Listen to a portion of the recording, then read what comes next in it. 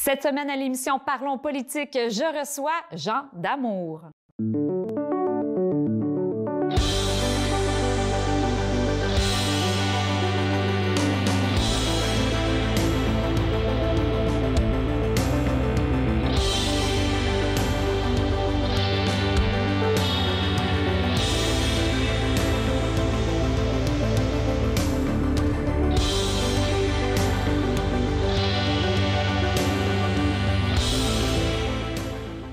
Alors, bonjour, Monsieur Jean Damour. Bonjour. Merci d'avoir accepté mon invitation à l'émission Parlons politique. Je suis très contente que vous avez accepté. Bien, je suis très heureux d'être là pour parler politique. Ça a été pas mal ma vie. Ben oui, mais justement, vous n'êtes plus dans la vie politique, mais peut-être on verra plus tard dans l'émission si jamais la politique est toujours loin présentement de vous. Mais j'imagine que vous avez encore des petits liens là, dans le monde de la politique. Bien, évidemment, en politique, on se fait beaucoup d'amis. Alors, c'est des liens durables habituellement. J'ai encore beaucoup de contacts avec, entre autres, mes anciens collègues, avec certains de mes anciens chefs. Je parlais à Mme Andelade hier. Je suis encore dans cet environnement-là. Oui, oui. Mais sur une base amicale. Là. Je ne suis plus en politique active. Parfait. Et là, juste avant, pour ceux peut-être qui ne connaissent pas votre biographie, je vais parler un peu de votre biographie. Oui. Parce que moi-même, j'ai appris des choses. Ah oui? Ben oui. Je ne savais pas que vous étiez un animateur de radio, moi. J'ai fait ça. J'ai fait ça. Écoutez, on va y aller avec ancien animateur de radio, attaché politique du ministre Albert Côté et directeur de la Chambre de commerce de Rivière-du-Loup. Élu maire de Rivière-du-Loup en 1999, et ce, pendant 8 ans. Mm-hmm. Vous êtes élu comme député provincial du Parti libéral à l'élection partielle du 22 juin 2009. De 2016 à 2018, vous êtes devenu le ministre délégué aux Affaires maritimes dans le gouvernement de Philippe Couillard. Malheureusement, vous avez perdu vos élections générales de 2018. Comme on le sait, c'est Denis Tardy de la CAQ qui a remporté la course. Oui. Tout d'abord, ma première question, animateur de radio, vie politique. Oui. Pourquoi? Qu'est-ce qui fait le saut dans ce monde politique? Dans le fond, la vie a été, pour moi, une forme d'enchaînement. Moi, le rêve, quand j'avais 15 ans, 16 ans, 17 ans, je voulais devenir avocat en partant. Sauf que, bon, les circonstances de la vie étant ce qu'elles sont, à un moment donné, il y a une station communautaire à Rivière-du-Loup qui a ouvert ses portes, Sion FM. Et il manquait 3 crédits pour avoir mon DEC au cégep. J'avais été un peu turbulent, j'avais coulé un cours d'histoire de l'art. Turbulent? Oui, oui, oui. Oh, oui, je le suis encore beaucoup aujourd'hui. Toujours est-il que je me retrouve, il manque 3 crédits et Sion FM ouvre ses portes. Et il y avait une formation technique de 60 heures qui me permettait d'aller chercher mes crédits. Alors, je me suis inscrit dès l'ouverture de la station.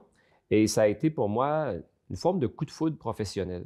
Je suis tombé en amour avec le micro, l'environnement d'un studio radio, tout ça. La communication? Oui. J'ai aimé ça beaucoup. Et je suis devenu producteur volontaire. Ça, c'est l'appellation gentille qui faisait de nous des bénévoles. Alors, vous avez décidé que devenir avocat, c'était plus pour vous? Oui, en même temps que j'ai commencé à faire de la radio, ça a été un beau coup de foudre pour moi. J'ai aimé beaucoup faire de la radio.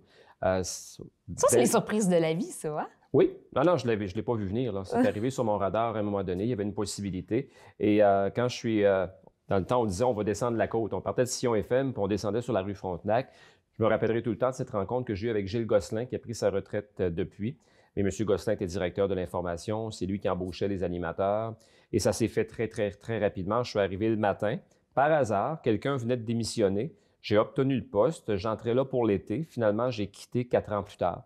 Je suis allé me chercher un bagage, sans trop m'en rendre compte, un bagage en communication. Moi, je suis entré à la station pour faire de l'animation de fin de semaine, de soir, de jeune. J'aimais ça. Dans le temps, faire tourner des disques à la radio, on aimait ça pas mal. Sauf que j'ai rapidement, j'ai été mêlé aux affaires de la salle des nouvelles. J'ai commencé à faire des reportages, à faire quelques couvertures, et là, j'ai aimé ça.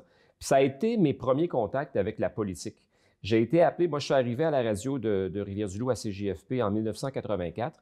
Quelques mois plus tard, on se retrouve en campagne électorale en 85. C'est le grand retour de Robert Bourassa. Et c'est moi qui avais été choisi pour couvrir une partie de la campagne électorale dans nos comtés, dans notre région. Ah oui, OK. Alors, ça m'a fait connaître les politiciens et un peu la politique à ce moment-là. D'ailleurs, la première couverture journalistique que j'ai faite, Avant ça, c'était en 84, à l'Assemblée d'investiture du Parti progressiste conservateur, juste avant que M. Mulroney prenne le pouvoir. C'est la convention où André Plourde, ancien député, avait été choisi candidat progressiste conservateur. Alors, voyez-vous, j'ai baigné rapidement en politique à travers mes fonctions journalistiques et ça m'a amené carrément à vivre. J'ai été par la suite 18 ans élu. Alors, oui, mais qui vous a approché pour dire hey, ça vous tente pas d'être candidat pour le Parti libéral provincial? Il y a sûrement quelqu'un qui vous a... C'est pas arrivé tout de suite. Non? Non, moi, je suis entré à la radio à Rivière-du-Loup, à CJFP en 84, comme je disais tantôt. En 88, j'ai quitté. J'ai quitté la radio pour aller travailler au bureau d'Albert Côté, qui était député et ministre à ce moment-là.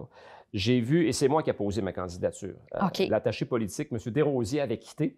On en parlait aux nouvelles. Et en diffusant cette nouvelle-là, je me suis dit, bien, ça pourrait être intéressant, ça. Alors, j'ai appelé M. Côté, je suis allé le rencontrer. Et 2 semaines plus tard, j'avais le poste d'attaché politique. Je dirigeais le bureau de Rivière-du-Loup. J'avais 24 ans.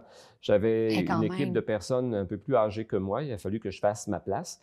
Et parce que M. Côté était député, mais aussi ministre, ça m'a amené rapidement à connaître le fonctionnement du Parlement. Alors, j'étais fasciné par ça. Je l'accompagnais jusqu'à la période de questions de temps en temps. Je regardais autour de moi. C'était à l'époque des Claude Ryan, des Michel Pagé, des Lise Bacon. Je regardais autour, puis j'étais pas mal impressionné. Des fortes personnalités, hein? Oui, mais j'ai appris. Honnêtement, ça a été l'équivalent d'une formation accélérée, une formation universitaire qui me manquait d'ailleurs. Ça a été très rapide. J'ai connu ces gens-là, puis véritablement, c'était ma voie, là. La politique est arrivée comme ça dans ma vie.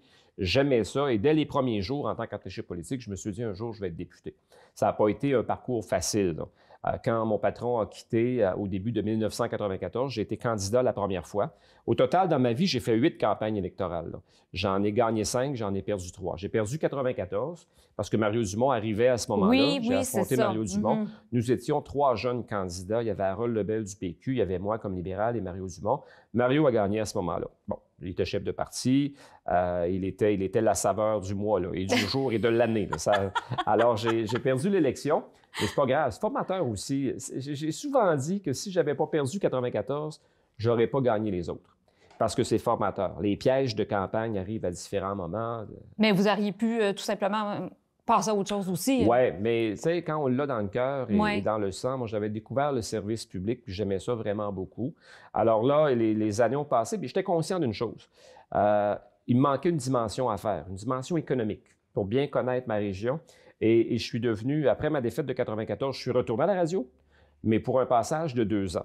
Il me manquait une dimension économique que je suis allé chercher en étant directeur général de la Chambre de commerce. C'est ça. Là, j'ai connu les entreprises, j'ai connu davantage le fonctionnement, j'ai connu un peu comment les choses se comportaient en affaires. Et en 99, Mme Levesque, qui était mairesse de Rivière-du-Loup, on se doutait bien qu'elle allait tirer sa révérence. Et Mme Levesque a annoncé son départ. Moi, j'étais déjà prêt. J'avais fait circuler la rumeur, voir comment les gens réagiraient à ma candidature. Et moi, j'ai toujours pensé que ma place politique était à Québec, sauf que ce passage-là à la ville de Rivière-du-Loup a été formateur pour moi. Mais j'imagine. Oui. Ça a été la première occasion là, de me définir en politique. C'était quoi mes valeurs, c'était quoi mes projets, c'était quoi les secteurs qui m'interpellaient. Moi, tout ce qui est économique m'a toujours intéressé, m'a toujours fasciné. La création d'emplois. Vous savez, j'ai vécu l'époque, moi, quand je suis arrivé en politique, les gens cherchaient des emplois et j'ai quitté la politique au moment où les employeurs cherchaient des employés. J'ai vu l'évolution, mais en 1999, il y a un taux de chômage quand même qui est important dans le Bas-Saint-Laurent, en Gaspésie. Donc, il y avait de la place pour le développement et ça m'a défini. J'ai été maire pendant 8 ans. J'ai aimé ça beaucoup. Je me suis laissé prendre au jeu, là. Ça a été intéressant. Oui, vous avez fait de nombreux projets, là, la construction de Premier Tech. Bien, le centre Premier Tech, la voie de contournement qui dessert le parc industriel. Il y a eu beaucoup de bâtiments, il y a eu beaucoup de projets. Le parc industriel a explosé à ce moment-là. Puis le volet commercial qui suit toujours l'industrie. Hein. Si l'industrie va bien, le commercial va se raffermir puis va suivre en termes d'investissement. C'est à l'époque des Walmart, c'est à l'époque de Maxi. Alors, on a eu beaucoup de construction. À un moment donné, 8 ans plus tard, tu as le sentiment d'avoir fait le tour de ton jardin. C'est 8 budgets, puis c'est toujours les mêmes questions qui reviennent. Je me sentais prêt pour autre chose.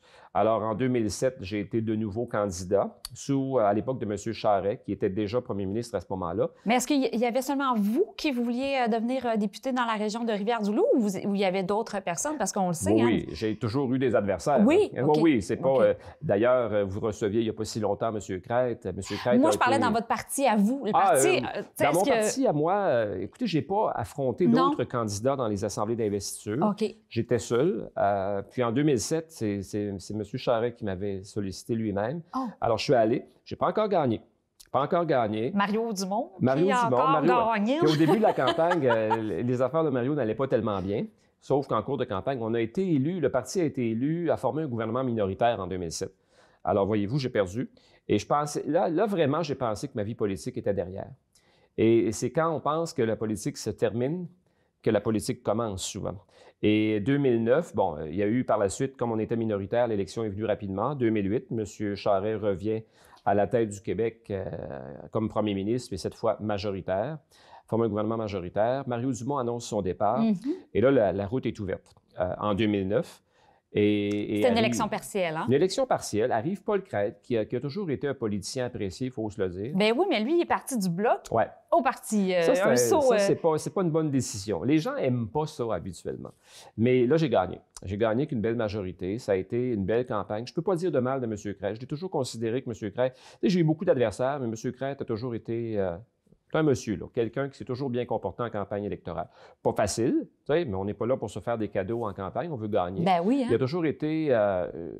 dans le lot de mes adversaires, j'ai toujours pensé que c'était un homme respectable, que j'ai respecté comme adversaire, et les circonstances m'ont amené à l'Assemblée nationale. C'était l'objectif. On ne fait pas des campagnes contre les gens, on fait des campagnes pour nos idées, parce qu'on pense qu'on peut faire des choses, qu'on peut amener un plus à notre région. Alors, ça a été comme ça pour moi en 2009, et là, j'ai vécu près de 10 ans. Un tourbillon, la politique, ça va très vite. C'est des grands territoires qu'on a.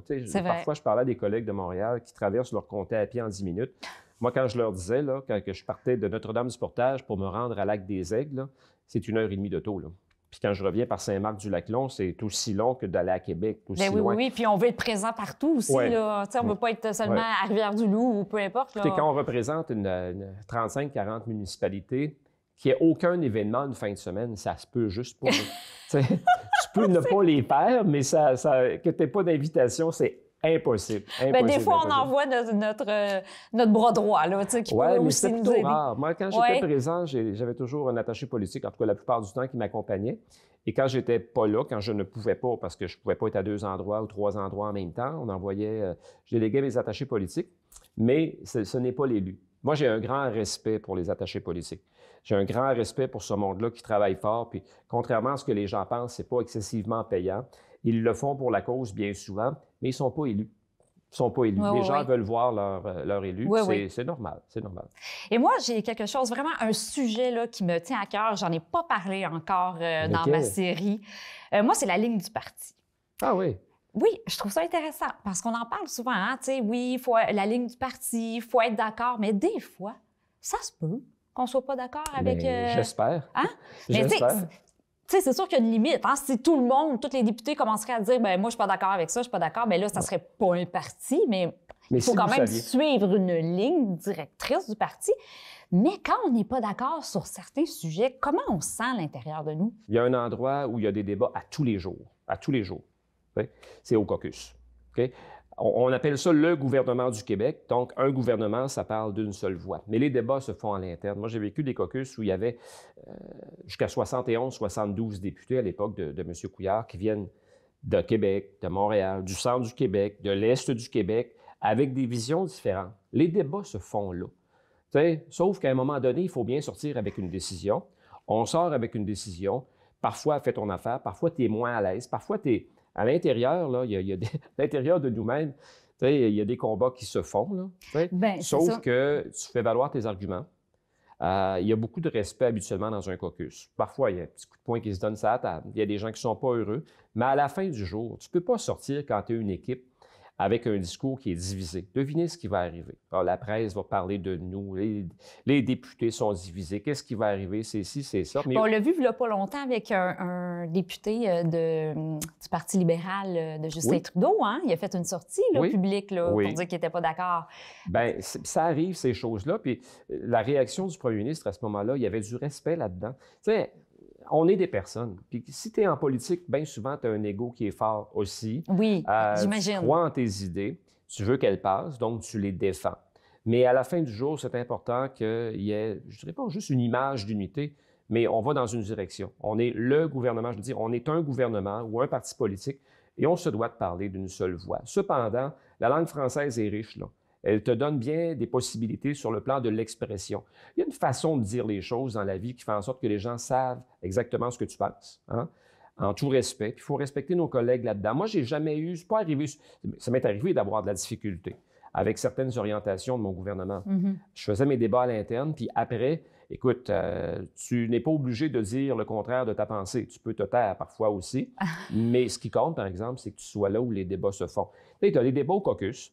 Tu as des débats en commission parlementaire parce que les gens ne savent pas. Hein, il y a à peu près 80 des lois qui sont adoptées à l'unanimité par l'Assemblée nationale. C'est-à-dire que tous les partis sont d'accord sur la question du vote final pour adopter une loi. 80 c'est pas rien. Hein? Bien, alors, ça veut dire qu'il y a des débats. Beaucoup. Il y a des débats animés. Parfois, la partisanerie prend le dessus. On se parle un peu, puis le lendemain, ça va mieux. Et il y a tellement d'endroits pour faire des débats. Moi, quand j'entends des journalistes, parce que lorsqu'on entend la ligne de parti, ça vient de qui? Ça vient de l'attelage journalistique. Okay? C'est ça, parce que, puis on transpose ça dans le cœur des citoyens. Mais la ligne de parti, oui, ça existe. Je serais pas malhonnête au point de vous dire que ça n'existe pas. Mais en même temps, il y a tellement d'endroits pour faire tes débats que si tu prends ta place, il y a de fortes chances que la ligne de parti, tu sois d'accord avec, non? Oui. Que tu vas la définir. Bien oui. Puis il y a des choses qui ne peuvent mentir. T'sais, quand tu te présentes dans un caucus, puis que tu défends les intérêts de ta région, puis que tu connais ta région, puis que tu le fais avec cœur, en face de toi, là, même si tu es à Montréal comme député, ou si tu es dans l'Outaouais, tu vas comprendre que c'est important. Je vais donner un exemple. La route 185, quand on a pris la décision de la construire, ça a été annoncé en 2015. On est dans le Bas-Saint-Laurent, on est dans l'Est du Québec. Quand tu es député de Westmount, Saint-Louis ou d'Outremont, c'est pas quelque chose qui te touche personnellement. C'est sûr. Mais il y a quelqu'un quelque part qui a fait le travail parce que la route se construit présentement. C'est comme ça dans tous les dossiers. Et aussi, qu'est-ce qui est intéressant, des fois, on peut voir ça en chambre. Puis ça, je trouve ça le fun. Parce que oui, on a, chacun a leur parti, hein, c'est divisé là, dans un sens, mais il y a quand même de l'amitié. Oui. Oui.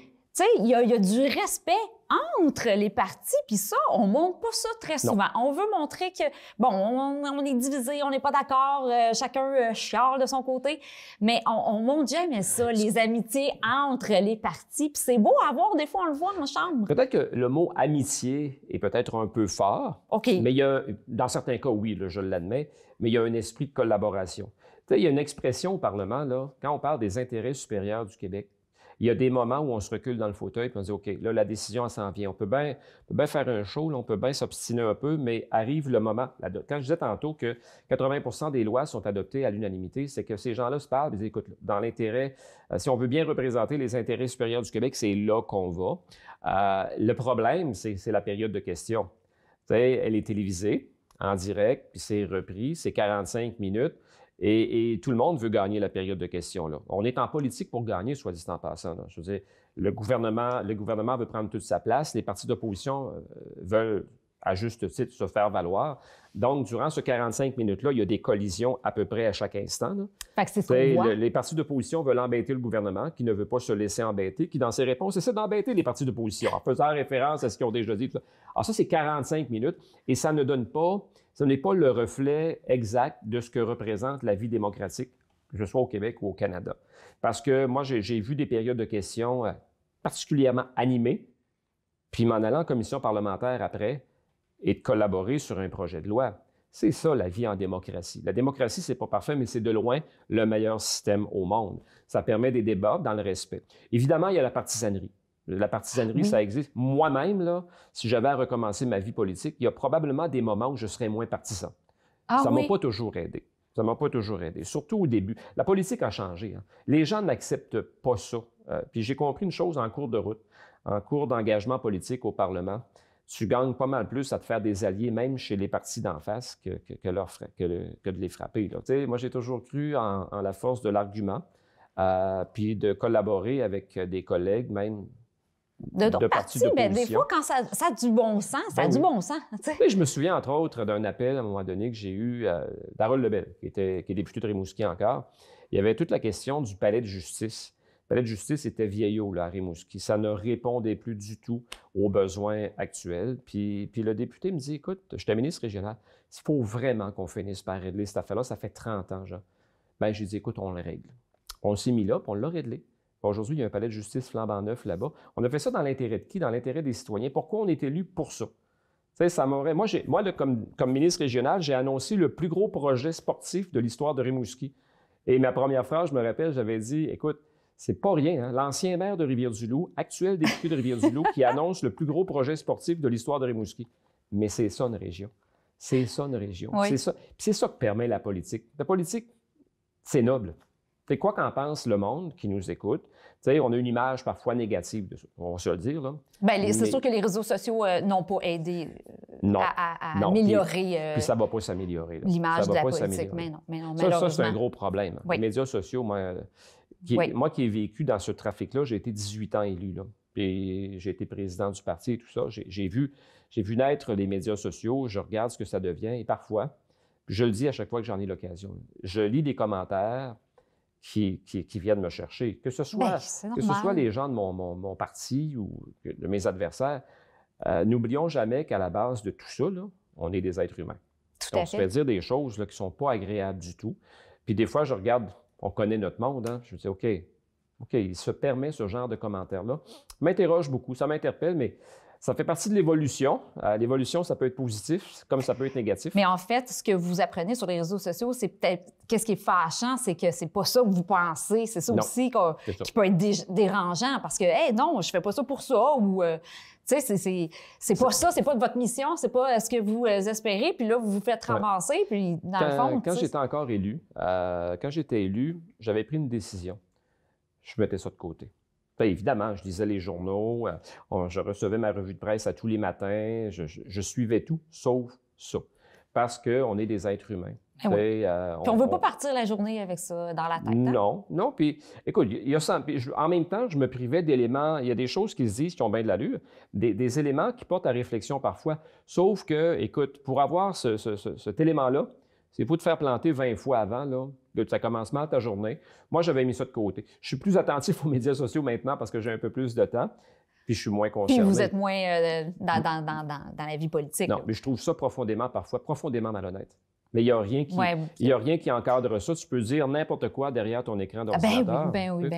Puis voilà. C'est pas seulement les politiciens qui le vivent, hein, c'est aussi les artistes, tous ceux qui sont connus dans le fond. C'est un phénomène de société. Ben oui. Comme dans tout phénomène, il y a des éléments positifs, des éléments négatifs. Alors moi, j'ai une idée bien arrêtée. C'est personnel, mais c'est ça. Quand vous avez perdu vos élections, les dernières élections, est-ce que, je sais que vous êtes un homme actif, mais est-ce qu'il y a un deuil à faire? Oui, honnêtement. Parce qu'on travaille beaucoup pour les citoyens, puis vous êtes dans des dossiers et là, on perd nos élections. Est-ce que ça fait mal? Oui. La politique, c'est une bulle. Hein? Puis c'est différent. Je vais faire un parallèle avec la vraie vie. Si vous travaillez, peu importe où vous travaillez, vous perdez votre emploi, il y a comme une transition. On vous annonce qu'on n'a pas besoin de vous. Ça se fait parfois, la plupart du temps, ça se fait bien. Tu t'y attends. Puis Sauf qu'en politique, un matin, tu te réveilles. Okay? T'es en octobre 2018. Tu es ministre du gouvernement, tu es député, tu es ministre du gouvernement, tu as été élu 3 fois consécutives, tu as le sentiment d'avoir tout mis là-dedans, ton cœur, une grosse partie de ta vie personnelle. Puis le soir, quand tu te couches, là, le même jour, là, à l'intérieur du même 24 heures, tu n'as plus d'emploi. OK? Bon, ça, c'est pas grave. Mais la fonction que tu aimais beaucoup, tu ne l'as plus. On te montre la porte parce que c'est ça. Puis là, tu rencontres des gens dans les jours qui suivent qui disent, bien finalement, tu sais, Jean, c'est pas toi qu'on a battu, c'est ton parti. Et le résultat est le même. Une affaire que j'ai trouvée difficile aussi, c'est que les gens qui t'entourent, au cabinet à Québec, des bureaux dans le comté, d'autres aussi perdent leur emploi, là. Et dans la très grande majorité, moi, de mon équipe, dans la majorité des exceptions à tout, là, j'avais du bon monde. Tu sais, des gens très, très, très, très bien. D'autres aussi perdent leur emploi. Ben oui, alors, il y a un petit côté cruel à ça. Oui, c'est vrai que c'est cruel. Oui. Oui, mais on ne perd pas sans raison. Tu sais, à un moment donné, tu perds, puis après, tu vois les raisons pour lesquelles tu as perdu l'élection. Il y a des erreurs de campagne qui ont été faites. Puis les gens, il faut comprendre qu'en démocratie, les gens, parfois, veulent vivre autre chose. Tu sais, il y a le fameux mot changement. Changement, oui. On l'a-tu entendu ces dernières années? Moi, j'ai fait le test en campagne électorale la dernière. Je disais aux gens, qu'est-ce que tu souhaites, toi, dans le changement? Qu'est-ce que ça va t'apporter? Ça, c'est la question à 1 000 $. Là, ils te regardent, on veut changer, on veut changer. Ils ne savent pas vraiment pourquoi, mais ils veulent changer. C'est correct, c'est humain. Mais comme le NPD, on l'a vu. Tu sais, des fois, c'est des vagues aussi. Hein? Oui, oui. Puis écoute, ça nous arrive, en politique, ça arrive une fois, une vague comme celle-là, comme le NPD l'a connu, mais c'est souvent éphémère, malheureusement. On ne peut pas dire la même chose que nous, parce que, écoute, M. Charest, 2003, 2007, oui, 2008... non, c'est pas la même chose. On a perdu là, 18 mois. Mais la CAQ, ça a fait, tu sais, fait une petite vague. Puis probablement qu'un jour, ça va leur arriver, eux autres aussi. Ben oui. Et c'est comme ça. Mais à votre question, est-ce que ça vient nous chercher? Est-ce que ça nous fait de la peine en tant qu'être humain? Je serais bien malhonnête de dire ce matin que non. Oui, il y a un deuil à faire. Moi, écoute, si vous aimez votre travail, là, vous vous êtes levé ce matin en disant, ben écoute, je vais faire mes entrevues, ça va bien aller, puis ce soir, vous vous couchez, là, il n'y a plus de travail. Je serais bien malheureuse. Demain matin, puis dimanche matin, puis lundi matin. Je suis en boule dans mon lit. Ben oui, je n'étais pas en boule dans mon lit, mais j'étais. Moi, je suis en boule. J'étais un peu déprimé. Parce qu'il y a une chose en politique qu'il faut se dire. Moi, je me rappelle, écoute, c'était en 1988. Je viens d'arriver. On a un congrès à Montréal. Le gars qui me parle, il s'appelle Gérard D. Lévesque, une légende. Un homme qui a été élu sans interruption. Il a été longtemps le doyen, là, celui qui a fait le plus long séjour à l'Assemblée nationale, jamais battu. Mais il me dit, tu sais, Jean, il dit, quand on se présente en politique, c'est pour se faire battre un jour. Ça fait partie de la démocratie. J'ai toujours retenu ça. Dans mes défaites, c'est venu me consoler un peu, mais on joue pour gagner. Moi, je suis privilégié. J'ai gagné 5 fois. J'ai fait 8 campagnes électorales. Si on met ça bout à bout là, avec les pré-campagnes, j'ai passé 1 an de ma vie en campagne électorale avec tout ce que ça implique. Bout à bout, là, que ça implique pour nous personnellement, pour nos familles aussi. Oui, il ne faut pas oublier la famille là-dedans. Ouais, non, honnêtement, pas facile pour eux autres. Moi, je l'ai choisi, la politique. Là. Moi, ça fait partie de mes choix de vie. Mais pas mes enfants. Là. J'ai commencé, ils n'étaient pas au monde. Puis aujourd'hui, j'ai aucun de mes enfants qui est tenté par l'aventure politique et je sais pourquoi. Je sais pourquoi. Indirectement, consciemment ou pas, ils l'ont vécu, la politique. Ils ont vécu à aller, ne serait-ce qu'au centre commercial avec leur père. Moi, ma fille, quand elle était toute jeune, elle me suivait beaucoup jusqu'au jour où elle a dit « Je ne vais plus au centre d'achat avec toi. » Parce que traverser le centre d'achat, ça prend 1 heure. Bien, c'est ça. Tout le monde t'arrête, tout le monde veut vous parler. Moi qui étais en politique, j'aimais ça.